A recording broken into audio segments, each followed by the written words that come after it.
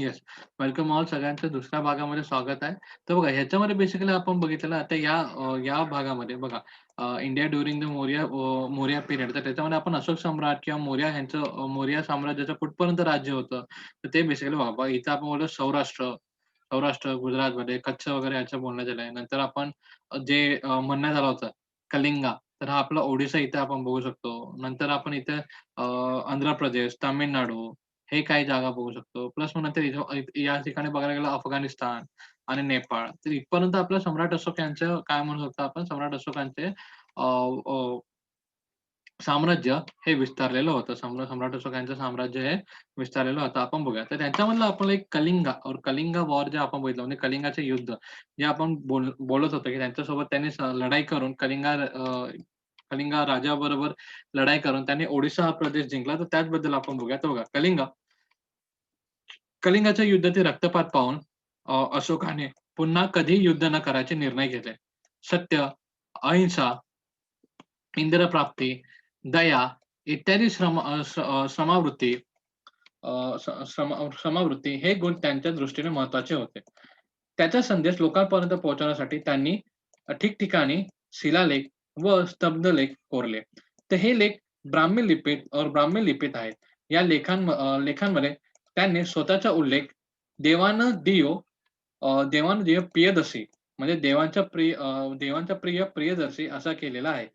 राज्याभिषेक झाल्यानंतर 8 वर्षांनी त्यांनी कलिंगावर विजय मिळवला व तेथील विनाश पाहून त्यांचे हृदय परिवर्तन झाले. याचा उल्लेख त्या लेखामध्ये आहे. बघा so what we are saying तर आपण एक-एक पॅराग्राफ बघूया. बघा. The Ashoka was deeply moved by the bloodshed of the war, the Kalinga war. So he decided to never get to wage a war again. He came to believe that the truth, non-violence, compassion, and the forgiveness were the important values Ashoka wanted to spread this teaching among the common people, and therefore he had the pillars edict and the stone inscription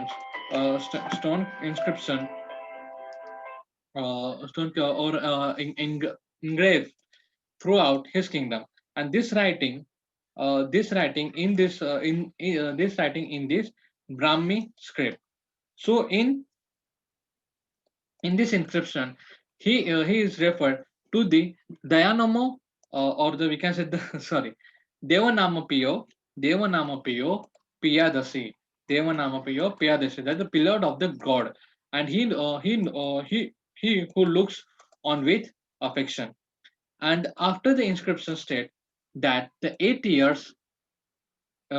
after he ascended through thought, he made the conquest of Kalinga and had to change of hurt on seeing the devastation it caused. तर बघा,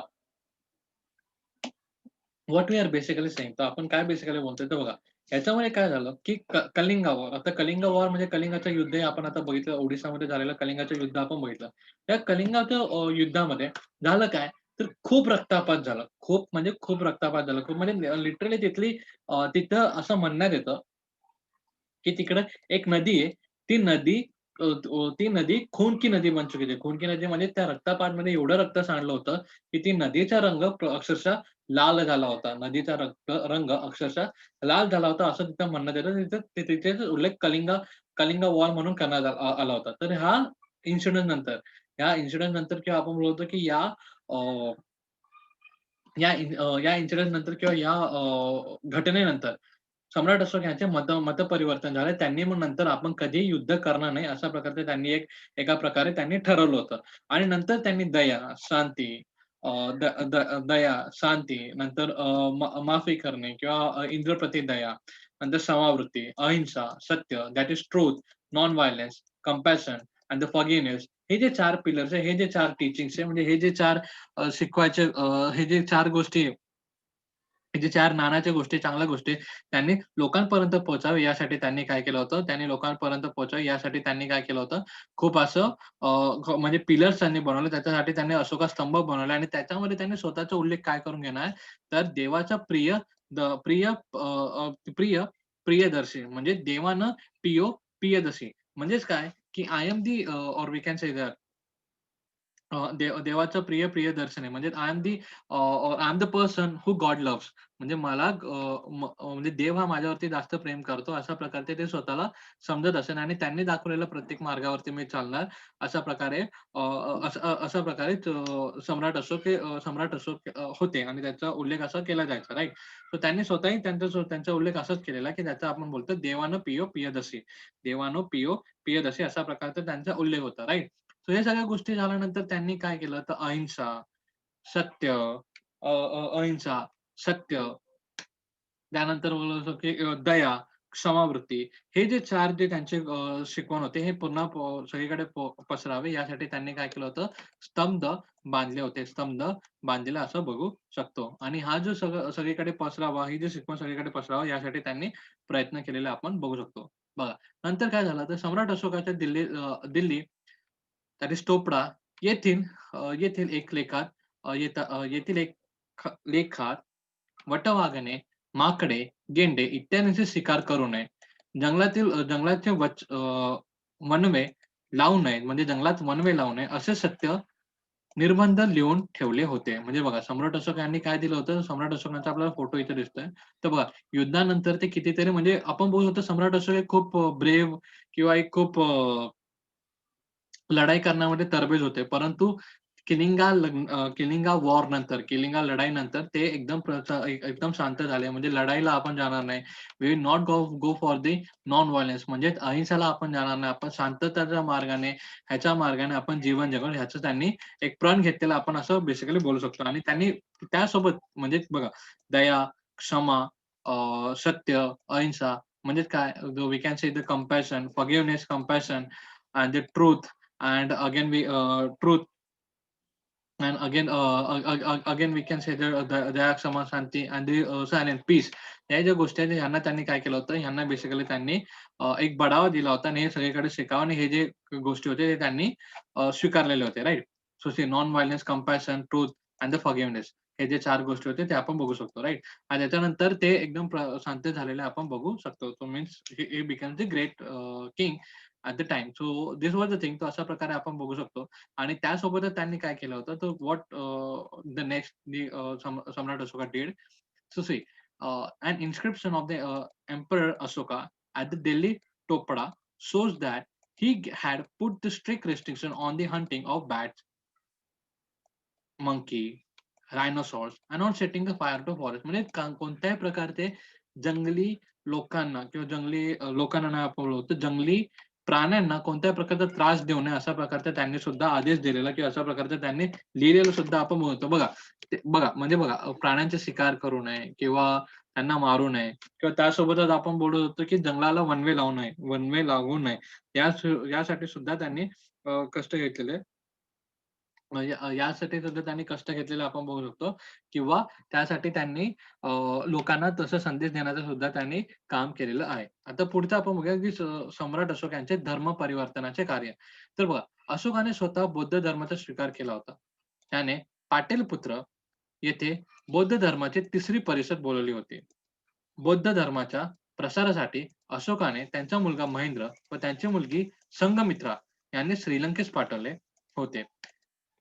आग्नेय आशिया आणि मध्य आशियात येथील दोघांमध्ये और या देशांमध्येही त्यांचे धर्मप्रसारासाठी बौद्ध भिक्खू पाठवले होते. त्यांनी अनेक स्तूप व विहारे बांधली. तो सी व्हॉट हॅपन एक्झॅक्टली, तो आपण बघूया. चंद्रगुप्त मौर्य, सॉरी, सम्राट अशोक बद्दल. The emperor Ashoka's work for the spread of the religion. तर Ashoka had embraced the Buddhism and he had convened the third religious council on the Buddhism at Pataliputra. तो पाटलिपुत्र त्याला आपण आता आज के दिन में हम लोग उसको पटना करके हम लोग जानते हैं, राइट? आजच्या दिवसामध्ये जो पटना हम लोग जागा जे बोलते, पटना जी जागा बोलतो, ते आहे Pataliputra, right? Ashoka sent his own son Mahendra and the daughter Sangamitra to Sri Lanka for the spread of the Buddhism, and he also sent the Buddha bhikkhus to the West Asia and the Central Asia for spreading the Buddhism. He also built the many stup and the vihars. He also spread the many stup and the vihars that we can say. म्हणजे त्यांनी धर्म परिवर्तनानंतर धर्माचा प्रसार होण्यासाठी हे पावलं घेतलेलं आपण बघू शकतो आणि त्यांनी आपला मुलगा सुद्धा किंवा मुलगी सुद्धा त्यांनी श्रीलंकाला पाठवलेलं आपण बघू शकतो. मुलाचं नाव काय होतं महेंद्र आणि दुसरं होते मुलीचं नाव संघमित्रा. ठीक आहे. So this was the thing. आपण आता पुढे बघूया. So see, so what is next? सम्राट अशोकांचे लोकोपयोगी कार्य म्हणजे the welfare work or the public welfare activities. So बघा, emperor Ashoka laid the stress on the creation of the facilities of the welfare of the people. For example, he made the provisions for the free medicines and the medical treatment for the people as well as for the animal. He built the many roads and planted the trees for shade for the both side of the roads. He dug wells and built the dharmashala. He dug wells and built the dharmashala. म्हणजे काय म्हणतात, अशोकाने प्रजेसाठी प्रजेच्या सुखीसाठी निर्माण करण्यास भर दिला होता. उदाहरणार्थ माणसांचे तसेच पशूंचे मोफत औषध पाणी मिळावे याची सोय त्यांनी केली. नंतर अनेक रस्ते बांधले. सावलीसाठी रस्त्याच्या दोन्ही बाजूस त्यांनी झाडे लावली. धर्मशाळा बांधल्या आणि विहिरी सुद्धा खोदल्या. म्हणजे बघा, so see the public welfare म्हणजे लोकोपयोगी कामे. पब्लिक वेलफेअर म्हणजे जेणेकरून लोकांचं कल्याण होईल किंवा लोकांना उपयोगी होईल अशा प्रकारचे कार्य सुद्धा सम्राट अशोक यांनी केलेले आपण बघू शकतो. तर ते कोणते? तर त्यांनी धर्मशाळा बांधल्या, विहिरी खोदल्या, नंतर प्राणी आणि मनुष्य या दोघांसाठी त्यांनी हे बनवले, दवाखाने बनवले. सो मेडिकल ट्रीटमेंट त्यांना भेटावे यासाठी मेडिसिन्स आणि मेडिकल ट्रीटमेंट भेटावे यासाठी त्यांनी आपण थोडे दवाखाने आपण आत्ताच्या वर्ड्समध्ये आपण दवाखाने असं बोलूया. तर दवाखाने त्यांनी बनवले. म्हणजे ते प्राण्यासाठी पण असतील आणि प्लस आपण बोलू शकतो माणसासाठी पण असेल, राइट?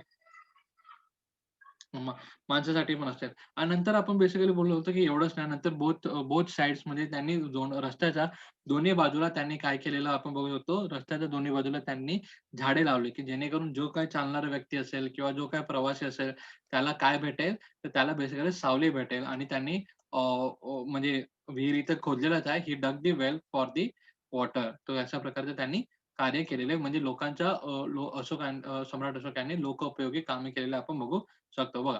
नंतर मौर्यकालीन राज्यव्यवस्था कोणती? तर मौर्य साम्राज्याची राजधानी पाटलिपुत्र होती. नंतर राज्यकारभाराच्या सोयीसाठी साम्राज्याने 4 विभाग पाडले होते. प्रत्येक विभागाची स्वतंत्र अशी राजधानी होती. हे बघा, पूर्व विभागात तोशिली म्हणजेच ओडिशा, पश्चिम विभागात उज्जैनी म्हणजेच मध्य प्रदेश, दक्षिण विभागात सुवर्णगिरी म्हणजेच कर्नाटकातील कनकगिरी, नंतर उत्तर भागातील तक्षशिला म्हणजे पाकिस्तान. म्हणजे ज्याचं आजचं नाव आपण जे बघतोय बघा. नंतर राज्यकारभारातील राजाला सल्ला देण्यासाठी मंत्री परिषद असेल. वेगवेगळ्या पातळ्यांवर कामे करणारे अनेक अधिकारी होते. या सर्वांवर देखरेख करण्यासाठी आणि शत्रूंच्या हालचालीवर नजर ठेवण्यासाठी अत्यंत सक्षम असे हरे खाते होते. So what he had did, तर यांचं ॲडमिनिस्ट्रेशन आपण बघूया. तर what we are looking at the administration means त्यांचं कामकाज कसं चालत असेल ते. The administration during the Maurya period. The Pataliputra was the capital of the Maurya Empire. For the sake of the administration convenience, he empire or the empire was divided into the 4 regions, each with its own capital. The eastern region was the Toshila, that is now called as the Odisha. Western region Ujjaini, that is Madhya Pradesh. Southern region, that is Suryanagri, that is Kanakagiri in Karnataka. Northern region Takshashila, that is in the Pakistan. There was the council of the minister which advised the king in the matter of the administration. There was the many officers working in the different level, and there was an efficient intelligence services which kept the eye on the administration and on the movement of enemies. म्हणजे बघा, ह्यासाठी आपण शत्रूवरती लक्ष ठेवण्यासाठी यासाठी पण त्यांनी कार्य केलेलं आपण बघू शकतो. आणि देशाचा म्हणजे राज्याचा कामकाज व्यवस्थित चालू आहे की नाही हे बघण्याचं काम कोण करतं, तर इंटेलिजन्स डिपार्टमेंट. म्हणजे कोण, की आपण त्याला हेर खाते असं त्यांना म्हणत असतो. आता बघा, त्यांनी काय केलं होतं, भला मोठं साम्राज्य. तर बघा, मौर्य साम्राज्य हा खूप मोठा साम्राज्य. त्यांनी काय केलं होतं, बेसिकली 4 मध्ये भाग घेतले होते. 4 त्यांनी भाग घेतला होता. म्हणजे बघा, पश्चिमेतला असा भाग त्यांनी हे केला होता, काय म्हणू शकतो आम्ही, त्यांनी विभागलेला होता. नंतर पूर्वेतला एवढा भाग, नंतर आपण बोलू शकतो, की हा एवढा भाग आणि एवढा भाग. तर त्यांनी काय केलं होतं, या 4 भागामध्ये डिव्हाईड केलं होतं, जेणेकरून जेणेकरून सोयीस्कर व्हावे. म्हणजे राज्यकारभार सोयीस्कर जावे, व्यवस्थित चालावे यासाठी त्यांनी म्हणजे मौर्य साम्राज्यामध्ये अशा प्रकारे 4 भाग पडलेले आपण बघू शकतो. भलेही मौर्य साम्राज्याची राजधानी पाटलिपुत्र होती. भलेही मौर्य साम्राज्याची राजधानी पाटलिपुत्र होती. Means what? Even though the capital of the Maurya emperor was the Pataliputra, but for the convenience administration म्हणजे राज्यकारभार व्यवस्थित चालावा म्हणून लोकांना अडचण येऊ नये आणि लोकांना जर अडचण असेल त्यांना मदत लवकरात लवकर पोहोचावी यासाठी त्यांनी 4 डिव्हिजन्स नेमले होते. ज्याप्रमाणे बघा आपण ज्याप्रमाणे आता आपण मिडल इंडिया, नंतर नॉर्दर्न इंडिया, नंतर साउथ इंडिया असं आपण म्हणतो. म्हणजे बघा कसं, की कसं आपण बेसिकली बोलतो दक्षिण भारत, मध्य भारत, उत्तर भारत हे जसं आपण डिव्हिजन केलेलं आहे किंवा तशा प्रकारे आपल्याला समजण्यासाठी किंवा व्यवस्थित करण्यासाठी आपण जसं डिव्हिजन त्याचप्रमाणे त्यांनी सुद्धा आपलं साम्राज्य त्याचं कामकाज व्यवस्थित व्हावं यासाठी 4 भागामध्ये त्यांनी डिव्हाईड केलं होतं. तो जो ईस्टर्न पार्ट होता म्हणजे पूर्व भाग त्याच्यातली राजधानी कोणती होती? तोशिला. म्हणजे त्याच्यामध्ये सेपरेट असे कॅपिटल्स किंवा सेपरेट अशी राजधानी सुद्धा ठेवली होती. तर पूर्व भागातली ज्याची राजधानी होती तोशिला. तोशिला म्हणजे आजच्या काय आपण बोलतो ओडिसा. पश्चिम भागातली उज्जैनी म्हणजे त्याला आपण बघू शकतो बेसिकली मध्य प्रदेश. नंतर दक्षिण भागातील सुवर्णगिरी म्हणजे त्याला कर्नाटकीय कनगिरी म्हणू शकतो. उत्तर भागातील तक्षशिला म्हणजे पाकिस्तान आपण त्याला म्हणू शकतो. तर पाकिस्तानमध्येच आपण बोलू शकतो राइट. आणि त्यासोबतच नॉट ओन्ली धिस आणि किंग्सला बघा किंगला हेल्प करण्यासाठी कॉन्सिलिंग मिनिस्टर सुद्धा होते. म्हणजे त्यांनी मंत्री परिषद सुद्धा त्यांच्याकडे होती. म्हणजे जे राजाला वेगवेगळ्या डिपार्टमेंट म्हणजे वेगवेगळ्या खात्याबद्दल किंवा वेगवेगळ्या गोष्टीबद्दल ते त्यांना मदत करत असत, सल्ला करत असत आणि कामकाज व्यवस्थित चाललं पाहिजे यासाठी ते राजाला हेल्प करत असत. ठीक आहे. So this was the thing. नंतर आपण बघूया की त्यांच्यावरती सर्ववर देखरेख करण्यासाठी आणि सगळ्यांवरती म्हणजे भले तो ॲडमिनिस्ट्रेटर असो किंवा आपले एनिमीज असो, म्हणजे भले ते आपले शत्रू असो किंवा काम करणारे जे अधिकारी असतील, त्या सगळ्यांवरती नजर ठेवणारे हेर खाते होतं. म्हणजे इंटेलिजन्स होते. इंटेलिजन्स डिपार्टमेंट होता, जो सगळ्यांवरती गपचूप, व्यवस्थित किंवा एकदम बोलतो ना, हेर खाते म्हणजे काय की एकदम एक आपण त्याला बेसिकली गुप्तहेर बोलू शकतो. बेसिकली गुप्तहेर वगैरे किंवा गुप्तपणे ते सगळ्यावरती नजर ठेवत असते. तर बघा, मौर्यकालीन लोकजीवन. तर मौर्यकालीन लोकजीवन आपण बघूया. The life of the people during the Maurya period. So during the Maurya period, the agriculture production had the great importance. The trade and the other occupation had also the prospered well. There were the many occupations like the carving and the or engraving on ivory, wearing and dyeing clothes and the metals work. Then the black glaze pottery was also the produce. Shipbuilding was carried out on the large scale. In the metal work, the technology of making the articles of other metal as well as those of the iron had been developed, and we can say that it had been developed. तर म्हणजे बघा त्यांनी काय काय म्हटलेलं तर त्यांनी असं म्हटलेलं की मौर्यकालीन लोकजीवन कसे होते. तर मौर्यकालीन लोकजीवन आपण बघतो की मौर्य काळामध्ये शेतीच्या उत्पन्नाला खूप महत्व होते. शेतीबरोबरच व्यापार व इतर उत्पन्नालाही भरभराटी आली होती. नंतर आपण बोलतो हस्तिदंतातील कोरीव काम, नंतर आपण बोलतो कापड विणणे आणि रंगवणे, धातुकाम यासारखे अनेक व्यवसाय होते. म्हणजे चकाकी असलेल्या काळातील रंगाची मातीची भांडी घडवली जात असे. नौकाबांधीची हाही एक मोठा प्रमाणात उद्योग होता. नंतर धातू कामामध्ये इतर धातूचा लोखंडाच्या वस्तूने बनवायचे तंत्रज्ञान विकसित झाले होते. Means what? म्हणजे बघा ह्याच्यामध्ये जर आपण वाचलं, जर आपण रीड केलं, तर आपल्याला एवढंच कळतं की या गोष्टी कळतात की मौर्य साम्राज्याच्या वेळेस किंवा मौर्य काळामध्ये लोकांचे जीवन हे चांगल्या प्रकारे सक्षम होते किंवा चांगल्या प्रकारे ते डेव्हलप झाले होते आणि वेगवेगळे ते वर्क सुद्धा करत होते. म्हणजे बघा, ॲग्रीकल्चर तर हा आपला एक मेन मेन वर्क ऑक्युपेशन आहे. म्हणजे प्रायमरी ऑक्युपेशन आपण ॲग्रीकल्चरला बोलतो. म्हणजे काय? आपला जो मूळ जो आपला काम आहे, तो आपण काय शेती म्हणून असं व्यवसाय जो आपण बोलतो त्याला शेती असं बोलू शकतो. पण त्याच्यानंतर आपण धातू बनवणे किंवा हस्तितंत्र म्हणजे हत्तीचे जे दात आहेत, एलिफंटचे जे दात आहेत, त्याच्यावरती टूथवरती काही कोरीव काम वगैरे करणे. नंतर कापड, ज्याला क्लोथिंग आपण बेसिकली म्हणतो, right? What we are saying about the trade आणि हे. So weaving and dyeing clothes. Dyeing clothes म्हणजे काय, की त्याला कलर वगैरे लावणे. विविंग म्हणजे ते कपडा विणवणे. नंतर नंतर एवोर्डिंग. इवोरी म्हणजे काय की त्याच्यावरती आपलं जे दात आहे त्याच्यावरती काय आपले नाही, हत्तीच्या दातावरती बेसिकली कोरीव काम करणे. नंतर मेटल वर्क म्हणजे धातूपासून काही वेगवेगळ्या गोष्टी बनवणे.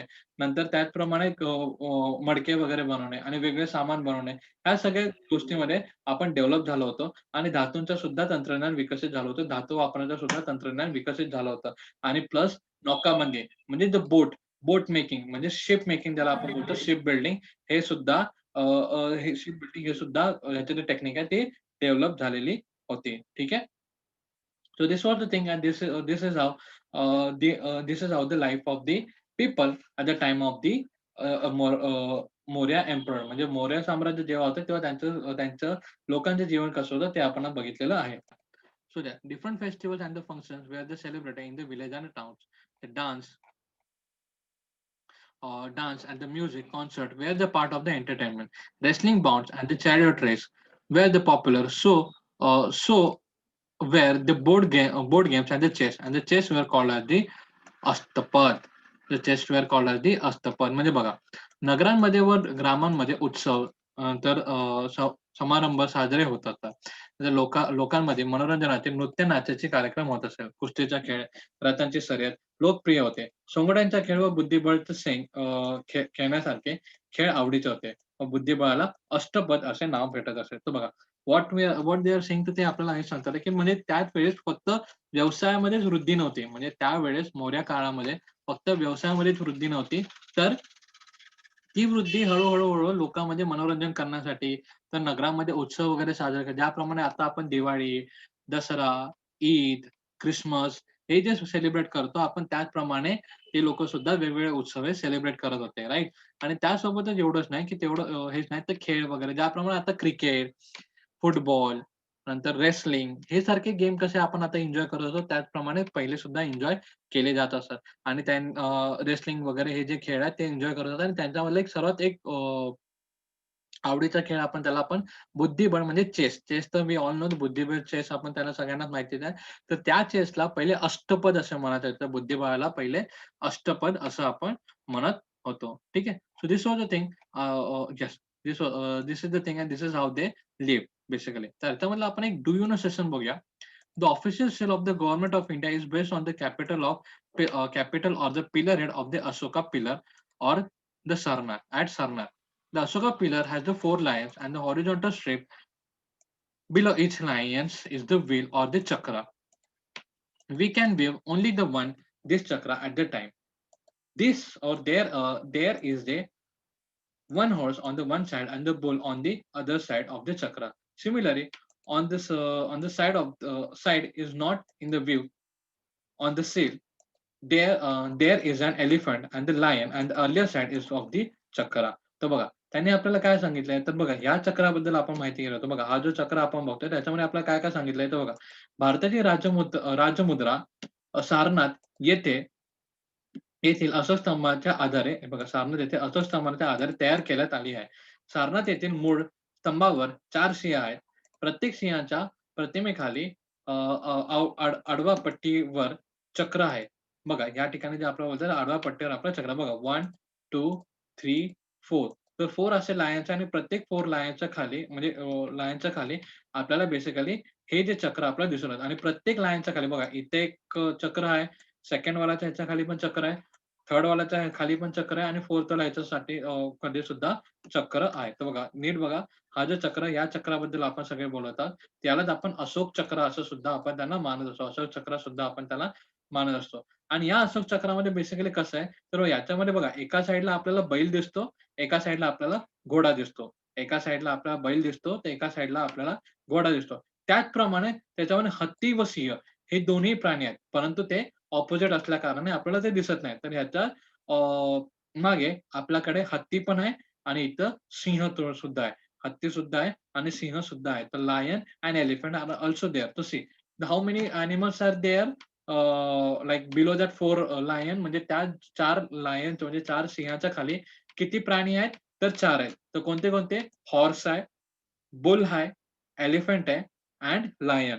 म्हणजेच सिंह, हत्ती, घोडा आणि बैल हे जे 4 प्राणी आहेत, हे 4 प्राणी तिथं खाली आहेत आणि त्या चारही प्राण्यांना एक स्वतःचं एक मीनिंग आहे. चारही प्राण्यांना एक स्वतःचं मीनिंग असलेला आपण बघू शकतो. ठीक आहे. आणि हा जो जो चक्र आपण बेसिकली आपण बघतो हा आपला अशोक चक्र आणि ह्यात आपल्याला फ्लॅगवरती म्हणजे आपला जो झेंडा आहे, त्या झेंड्यामध्ये सुद्धा आपल्याला अशोक चक्र दिसून येतो. राइट? तो निळ्या निळ्या रंगामध्ये आपण जो चक्र बघतो त्याला अशोक चक्र असं सुद्धा म्हणतात आणि ह्याला आपण आता सध्या स्तब्ध शिल्प आपण बोलतो. What is the lion capital असं आपण त्याला म्हणतो आणि व्हेअर इज दॅट प्लेस आणि हे कुठून घेतलेलं आहे?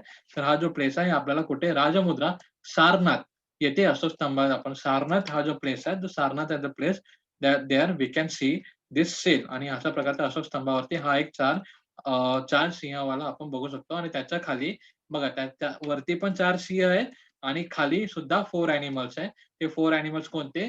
The elephant, bull, horse and lion.